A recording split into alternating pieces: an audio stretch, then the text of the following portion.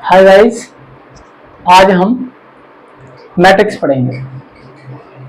तो मैट्रिक्स की हम सबसे पहले बात करें तो मैट्रिक्स क्या है। तो मैट्रिक्स एक अरेंजमेंट है हमारा एम एन नंबर्स का। तो the arrangement of m n numbers in rectangular array in m rows and n columns is known as a matrix of m by n order। m n अवयवों का m रो और n column के रूप में rectangular arrangement हमारा matrix कहा जाएगा।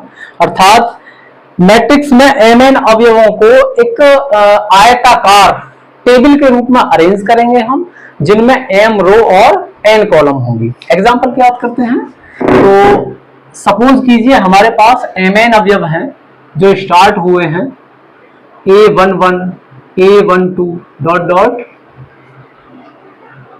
यहां पर हम अरेंजमेंट की बात करते हैं तो हम इस प्रकार अरेंज करेंगे A11 A12 dot dot A1n।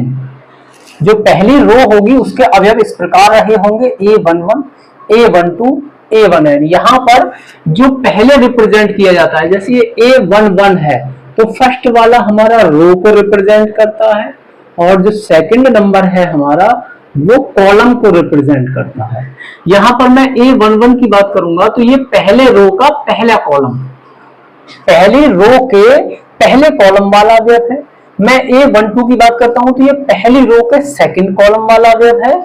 इसी प्रकार हम सबसे लास्ट अवयव की बात करें तो पहली रो का सबसे लास्ट यानी nth कॉलम वाला नंबर होगा। इस प्रकार हम रिप्रेजेंट करते हैं। दूसरा अवयव इस प्रकार होगा, दूसरी रो की बात करें तो A21 A22 डॉट डॉट वो लास्ट हुई होगी A2n, सेकंड रो की nth टर्म वाला। इसी प्रकार A31 A32 डॉट डॉट सबसे लास्ट अवयव होगा इसका A3n। हम इसी प्रकार करते गए होंगे, सबसे लास्ट रो हमारी यहां m होगी, उसका पहला कॉलम mth रो का सेकंड कॉलम और सबसे लास्ट अवयव होगा mth रो का nth कॉलम। इस प्रकार ये हमारा एक रेक्टेंगुलर अरेंजमेंट है टोटल mn नंबर्स का। इसके यदि हम रिप्रेजेंटेशन की बात करेंगे तो इसे हम रिप्रेजेंट कर सकते हैं a equals small a i j। Order क्या है इसका m by n। यहां m by n ऑर्डर होता है मैट्रिक्स का। यहां a i j की यदि बात कही जाए तो i रिप्रेजेंट करता है नंबर ऑफ रो को और j रिप्रेजेंट करता है नंबर ऑफ कॉलम को। I रिप्रेजेंट करेगा नंबर ऑफ रो को और J रिप्रेजेंट करेगा नंबर ऑफ कॉलम को। फॉर एग्जांपल यदि हम एक एलिमेंट लेते हैं A32 तो इसका मतलब है ये थर्ड रो के सेकंड कॉलम वाला अवयव है। Third row, first second third row के सेकंड कॉलम। देखिए ये कॉलम होंगे हमारे, इन्हें हम कॉलम कहते हैं और इन्हें हम रोज कहते हैं। जैसे ये first row, second row, third row dot dot nth row. यहां पर ऐसे first column, second column, third column रहा होगा, उसके बाद फोर्थ कॉलम और डॉट डॉट ये लास्ट वाला कॉलम है, इसका नंबर क्या है nth कॉलम। तो यहां पर इसमें कहा था A32, इसका मतलब third row, first second third row है, पूरी ये रो थर्ड रो कही जाएगी, उसका सेकंड कॉलम यानी फर्स्ट और सेकंड यानी इस अवयव की बात कही है उसने। A32 का मतलब है थर्ड रो का सेकंड कॉलम। तो इस प्रकार हम मैट्रिक्स का रिप्रेजेंटेशन करेंगे। तो मैट्रिक्स की हम बात करते हैं तो मैट्रिक्स में ये जो ऑर्डर की बात करेंगे, order of a matrix, order of a matrix की हम बात करते हैं तो वो होता है number of rose by number of columns. Number of rose by number of columns. यदि इसकी बात करें तो हमारी नंबर ऑफ रोज m है और नंबर ऑफ कॉलम n है, तो यहाँ इस मैट्रिक्स का ऑर्डर होगा m बाई n, इसे बोला जाता है m बाई n। तो the order of a matrix equals m by n, where m is the number of rows and n is the number of columns. इसके बाद अब हम पढ़ेंगे types of matrices. Types of matrix में सबसे पहले हम बात करते हैं रो मैट्रिक्स। रो मैट्रिक्स, तो रो मैट्रिक्स क्या है? If in a matrix there is only one row, यदि किसी मैट्रिक्स में सिर्फ एक रो हो, सिर्फ एक row, exactly one row, then it is known as a row matrix. Example हम इसका लेते हैं, जैसे एक मैट्रिक्स की हम बात करते हैं, ए इक्वल्स एक मैट्रिक्स दे दी जाए 1 2 0, तो इसमें नंबर ऑफ रोज कितने हैं?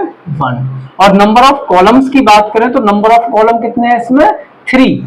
नंबर ऑफ कॉलम इसमें 3 है, लेकिन नंबर ऑफ रोज की बात करें तो इसका 1 है, तो ये हमारी रो मैट्रिक्स है। इसके बाद हम बात करते हैं, सेकंड टाइप है कॉलम मैट्रिक्स। कॉलम मैट्रिक्स की बात करते हैं तो जैसा उसका नाम है कॉलम मैट्रिक्स, इस बार मैट्रिक्स में सिर्फ एक कॉलम रहा होगा, इस बार मैट्रिक्स में एक कॉलम रहेगा, नंबर ऑफ रोज ज्यादा हो सकते हैं।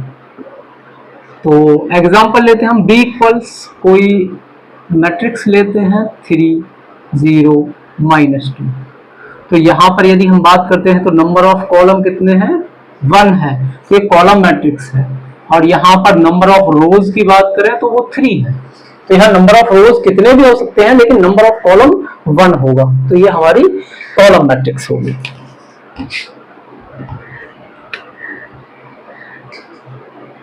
इसके बाद थर्ड टाइप है इसका डायगोनल मैट्रिक्स।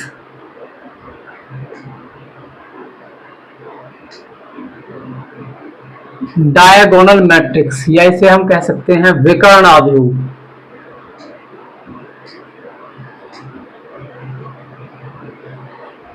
अब डायगोनल मैट्रिक्स की जब हम बात करेंगे तो वो स्क्वायर मैट्रिक्स की हम बात करेंगे। स्क्वायर मैट्रिक्स वो मैट्रिक्स होती है जिसमें नंबर ऑफ रोज और नंबर ऑफ कॉलम्स बराबर हो। स्क्वायर, स्क्वायर यानी वर्ग, तो जैसा उसका नाम है स्क्वायर मैट्रिक्स, वो मैट्रिक्स होगी जिसमें नंबर ऑफ रोज और नंबर ऑफ कॉलम्स हमारे बराबर होंगे।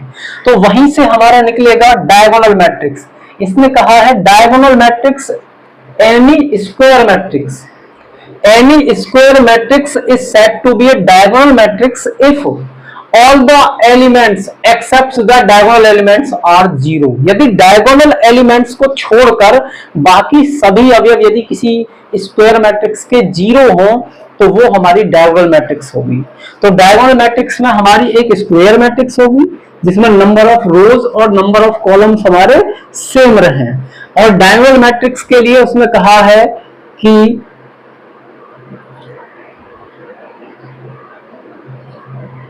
इसके डायगोनल के एलिमेंट्स को छोड़ दिया जाए और बाकी सारे एलिमेंट्स कैसे होंगे? यहाँ 0 होंगे।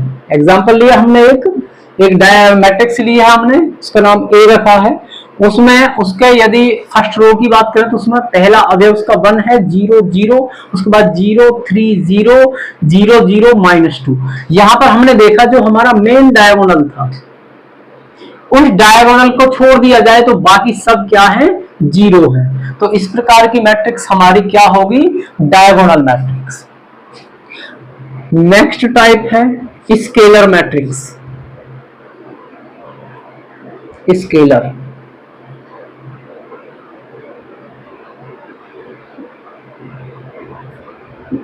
स्केलर मैट्रिक्स की हम बात करेंगे तो ये होता है, हिंदी में इसका नाम होता है अदिश आव्यूह।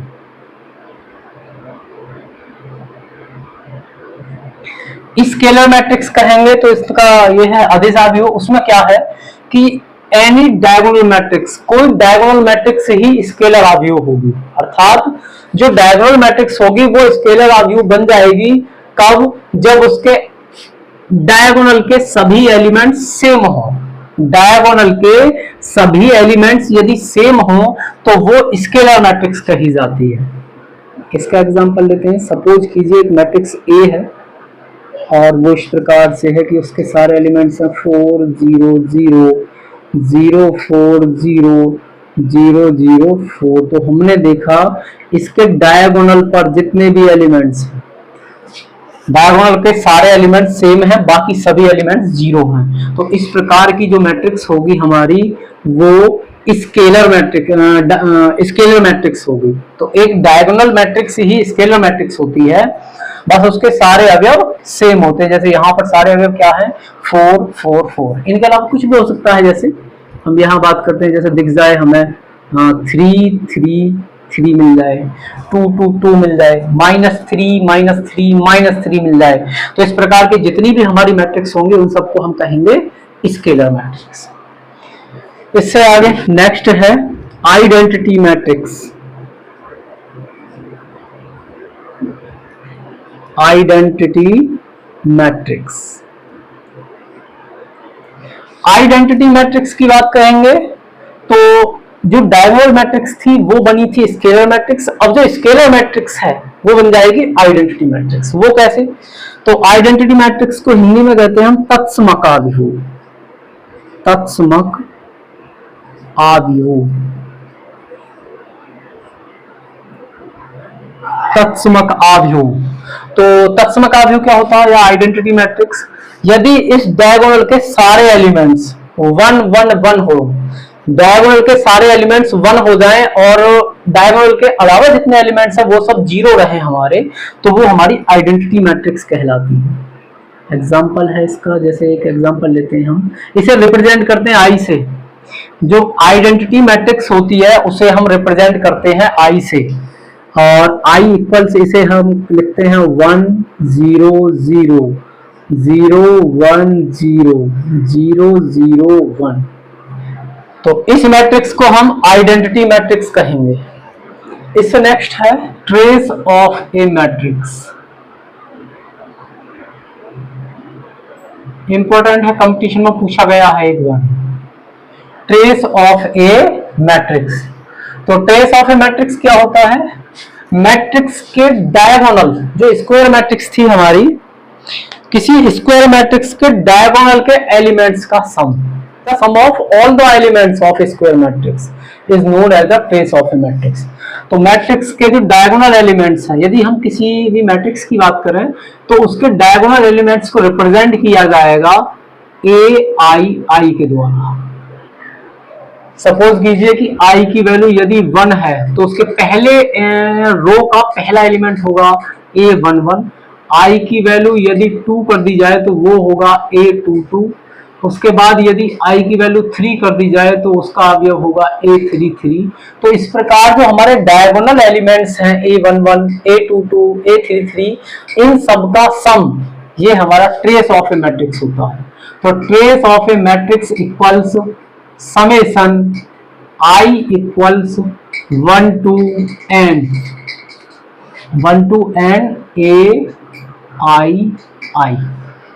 आई की वैल्यू 1 से लेकर उसमें यदि n कॉलम्स हैं हमारे तो उन्हें हम पुट करेंगे, तो ये हमारा ट्रेस ऑफ ए मैट्रिक्स होगा। या इसे नेक्स्ट रिप्रेजेंट करते हैं तो ये हो सकता है a11 plus a22 plus a33।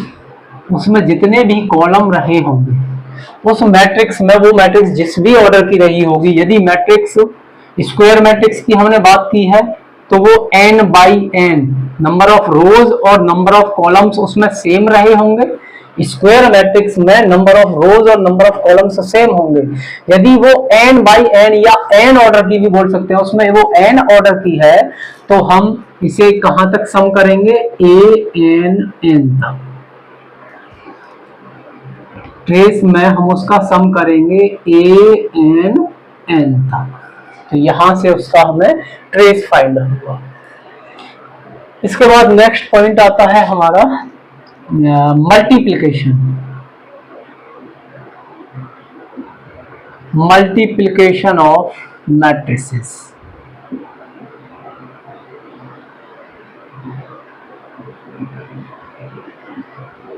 Multiplication of matrices, यदि सम की बात कही जाए मैट्रिसेस के सम की, तो वो एक जनरल सम है नॉर्मल हम कर सकते हैं उसमें। यदि उसकी प्रॉपर्टीज की बात करें तो वो कॉम्यूटेटिव होगा। ए प्लस बी कर लें या बी प्लस ए हम सॉल्व करें, वो सेम ही रहेगा, कॉम्यूटेटिव रहेगा। फर्स्ट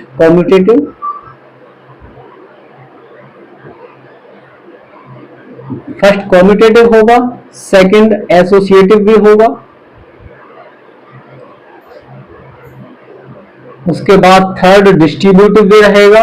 तो ये हमारी जनरल सी प्रॉपर्टीज है, तो सब में इतनी खास प्रॉपर्टीज नहीं है। उसमें एक इंपॉर्टेंट प्रॉपर्टी आती है मल्टीप्लिकेशन में, और वो मल्टीप्लिकेशन में क्या है, फर्स्ट आता है स्केलर मल्टीप्लिकेशन। स्केलर मल्टीप्लिकेशन, यदि किसी मैट्रिक्स में हम किसी स्केलर से मल्टीप्लाई करें, कोई मैट्रिक्स यदि ए है उसमें किसी स्केलर से मल्टीप्लाई की जाए, तो उस, जैसे यहां मैंने स्केलर के लिया है, तो के की मल्टीप्लाई ए के सारे अवयवों में होगी। किसी स्केलर से यदि किसी स्केलर को हमने के लिया, उसकी किसी मैट्रिक्स में मल्टीप्लाई की जाए, तो वो अंदर ए में जितने भी अवयव रहे होंगे सब में अलग अलग मल्टीप्लाई करेंगे। इस प्रकार से स्केलर मल्टीप्लिकेशन। सेकंड रूल है यहां मल्टीप्लिकेशन का, दो मैट्रिसेस के मल्टीप्लिकेशन की बात कहें तो वो कॉम्यूटेटिव नहीं होता,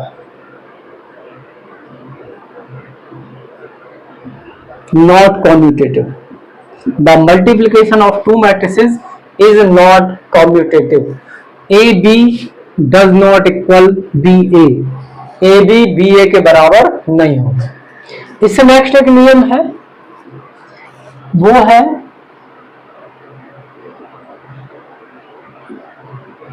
यदि हमें ए की इंटीग्रल्स पावर की वैल्यू चाहिए, कहीं हमें ए स्क्वायर की वैल्यू चाहिए, तो हम क्या करेंगे, ए इंटू ए। उसके बाद यदि a की पावर 3 चाहिए तो हमें क्या करना होगा, ए स्क्वायर इंटू ए। ए की पावर 4 की वैल्यू चाहिए तो हम करेंगे ए की पावर 3 इंटू। इस प्रकार एक जनरल रूल बना हमारा कि यदि a की पावर n+1 हमें चाहिए तो हम उसे फाइंड करेंगे a की पावर n इंटू ए के द्वारा। a की पावर n+1 की वैल्यू हमें चाहिए तो हम करेंगे a की पावर n इंटू ए, यहां से हम उसे फाइंड करेंगे। फॉर एग्जांपल यदि हमें a की पावर 10 की वैल्यू निकालनी है तो हम पहले a की पावर 9 की वैल्यू निकाल लेंगे, उसके बाद उसकी a में मल्टीप्लाई करेंगे तो हमें a की पावर 10 फाइंड।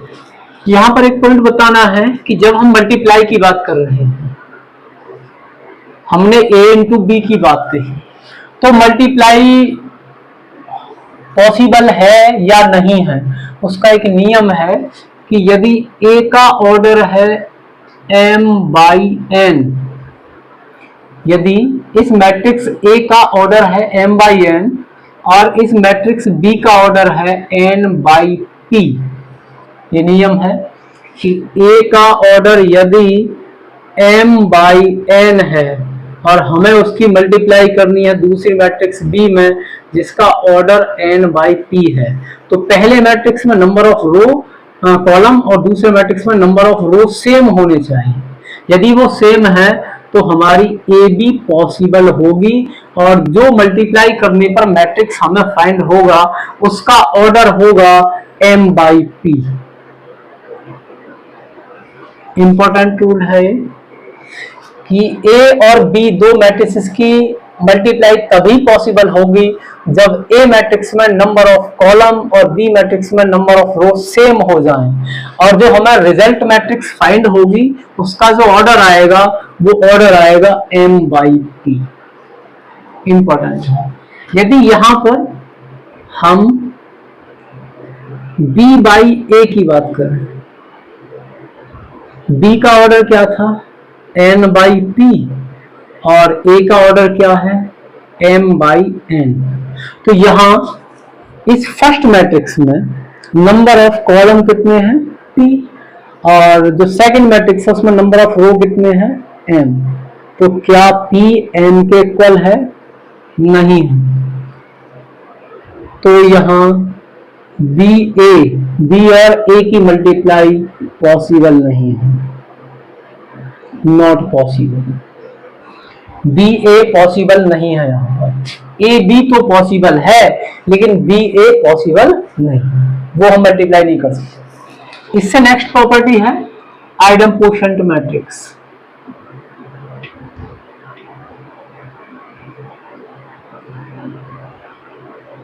आइडम्पोसेंट मैट्रिक्स के आइडम्पोसेंट मैट्रिक्स क्या होती है? Any square matrix A is said to be idempotent matrix if A square equals A. यदि किसी मैट्रिक्स का स्क्वायर किया जाए अर्थात उस मैट्रिक्स की उसी मैट्रिक्स में मल्टीप्लाई की जाए और रिजल्ट में वापस वही मैट्रिक्स यदि हमें फाइंड हो, ए स्क्वायर इक्वल्स ए हमें फाइंड होता है, तो वो हमारी आइडम्पोसेंट मैट्रिक्स होती है। नेक्स्ट प्रॉपर्टी है यहीं से नीलपोसेंट मैट्रिक्स। नीलपोसेंट मैट्रिक्स, नीलपोसेंट मैट्रिक्स क्या है कि किसी स्क्वायर मैट्रिक्स ए की हम बात करते हैं तो उसकी यदि पावर n की जाए और वो हमें नल मैट्रिक्स मिले, ये क्या है? Null matrix. नल मैट्रिक्स वो मैट्रिक्स होती है जिसके सारे अवयव जीरो हो। All the elements of a null matrix are zero. तो यदि किसी मैट्रिक्स की पावर n की जाए या उसकी n टाइम्स मल्टीप्लाई a की पावर n यदि हम फाइंड करते हैं तो और वो हमारी नल मैट्रिक्स फाइंड आए, तो ये हमारी जो मैट्रिक्स A है, then A is nilpotent of order n order की नीलपोसेंट मैट्रिक्स होती है। यहां पर n is the lowest integral number. n सबसे छोटी घात है, n एक सबसे छोटा इंटीग्रल नंबर है जिसे a की पावर करने पर यदि जीरो आ गया तो a नीलपोसेंट बोला जाता है ऑर्डर n का। इससे नेक्स्ट हम बात करते हैं तो हम कहते हैं transpose of a matrix. Transpose of a matrix, transpose of a matrix की हम बात करते हैं तो किसी मैट्रिक्स के रोज को कॉलम बना दिया जाए और कॉलम्स को रोज बना दिया जाए। किसी मैट्रिक्स की रो को कॉलम बना दें और कॉलम्स को रो बना दें, तो जो मैट्रिक्स हमें फाइंड होती है वो ट्रांसपोज कही जाती है। परावर्त, इसे हिंदी में कहते हैं ट्रांसपोज को परावर्त। कोई मैट्रिक्स ए है हमारे पास, ए एक मैट्रिक्स है, उसका ट्रांसपोज होगा, उसे रिप्रेजेंट करेंगे ट्रांसपोज को हम ए डैश या ए की पावर टी से। ए डैश या ए की पावर टी से हम उसके ट्रांसपोज को रिप्रेजेंट करेंगे और वो क्या होता है कि किसी मैट्रिक्स के रोज को कॉलम बना दिया जाए, रोज को कॉलम बना दें और कॉलम्स को रो बना दें। फॉर एग्जांपल, हम एग्जांपल की बात करते हैं, ए एक मैट्रिक्स है, एक स्क्वायर मैट्रिक्स बात करते हैं टू ऑर्डर की, तो उसमें ऐसा दे दिया गया है, पहला रो है 2,3, दूसरा रो है 0,1 या 0,-1 हमने लिया। तो एक जो ट्रांसपोज होगा उसे ए डैश या फिर ए की पावर टी इससे रिप्रेजेंट कर सकते हैं। और वो क्या होगा, जो फर्स्ट रो है उसे कॉलम बना दीजिए, फर्स्ट कॉलम, और जो सेकंड रो है उसे सेकंड कॉलम बना दीजिए। तो ये हमारा ट्रांसपोज होगा। अब किसी मैट्रिक्स के ट्रांसपोज की दो प्रॉपर्टीज हैं, टू टाइप्स हैं इसके ट्रांसपोज के जो इंपॉर्टेंट है, अक्सर बोर्ड एग्जाम में पूछ लिए जाते हैं। पहली प्रॉपर्टी होती है सिमेट्रिक।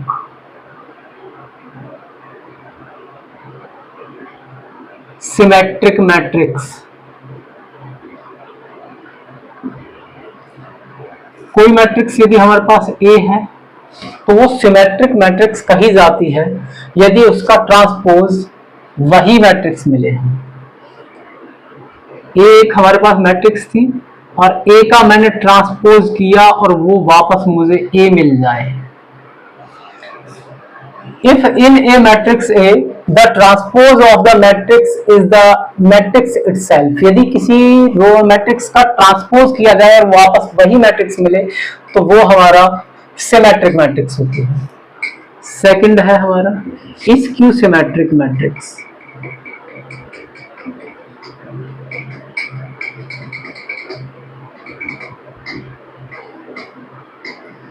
Skew symmetric matrix.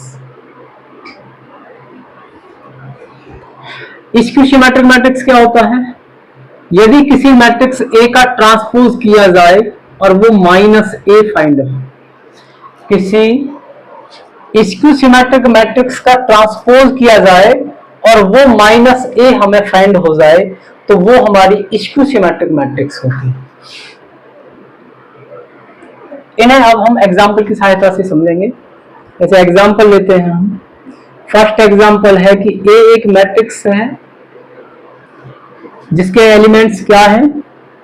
3, -1, -1, -2। कुछ इस प्रकार से एक मैट्रिक्स हमने ली और इसका अब हम ट्रांसपोज करते हैं ए डैश, तो वो कितना फाइंड होगा? ट्रांसपोज कैसे करते हैं हम कि उसकी फर्स्ट रो को फर्स्ट कॉलम बना दीजिए, इस रो को कॉलम बना देंगे हम, तो ये हो जाएगा 3 -1 और जो सेकंड रो है -1 -2 उसे सेकंड कॉलम बना देंगे तो हो जाएगा -1 -2। यदि हम इसे देखें तो यही हमारा ए है, ए और ए डैश सेम है, तो हमें यहां से प्राप्त हुआ, ये मिला हमें ए डैश इक्वल्स ए, और ए डैश इक्वल्स ए मिल जाए तो वो मैट्रिक्स हमारी सिमेट्रिक मैट्रिक्स होती है। तो सिमेट्रिक की कंडीशन ये है हमारी कि किसी मैट्रिक्स का ट्रांसपोज करने पर वही मैट्रिक्स यदि हमें मिले तो वो मैट्रिक्स, तो ये ए मैट्रिक्स क्या होगी? सिमेट्रिक होगी। इसके बाद हम स्क्यू सिमेट्रिक मैट्रिक्स का एक एग्जांपल लेते हैं। फॉर एग्जांपल एक मैट्रिक्स है हमारे पास ए जो गिवन है 0 2 -2 0। यदि हम यहाँ पर ए डैश करेंगे तो क्या होगा?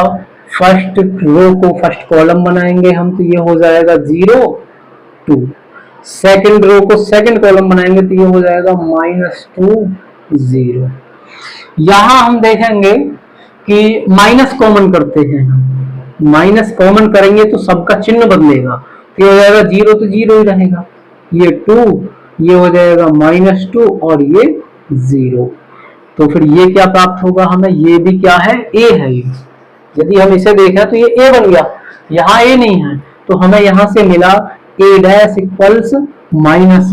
और स्क्यू सिमेट्रिक मैट्रिक्स में भी यही कहा गया था, यदि किसी मैट्रिक्स का ट्रांसपोज -a के इक्वल आए तो वो मैट्रिक्स, तो यहाँ पर ये मैट्रिक्स क्या होगी? ये मैट्रिक्स हमारी स्क्यू सिमेट्रिक होगी। स्क्यू सिमेट्रिक मैट्रिक्स में एक बहुत अच्छी कंडीशन है, बार बार पूछी जाती है, उस पर क्वेश्चंस आते हैं हमारे, कि स्क्यू सिमेट्रिक मैट्रिक्स के डायगोनल एलिमेंट्स हमेशा 0 होंगे। स्क्यू सिमेट्रिक मैट्रिक्स में डायगोनल एलिमेंट्स हमेशा 0 होंगे। यदि किसी मैट्रिक्स के डायगोनल एलिमेंट्स 0 नहीं है तो वो स्क्यू सिमेट्रिक मैट्रिक्स कभी नहीं हो सकती है। तो हम आज की वीडियो में बस इतना ही करेंगे। इससे आगे मैट्रिक्स में कुछ और टॉपिक्स बचे हुए हैं, कुछ काफी इंपॉर्टेंट है परीक्षा के हिसाब से, उन्हें हम नेक्स्ट वीडियो में पढ़ेंगे।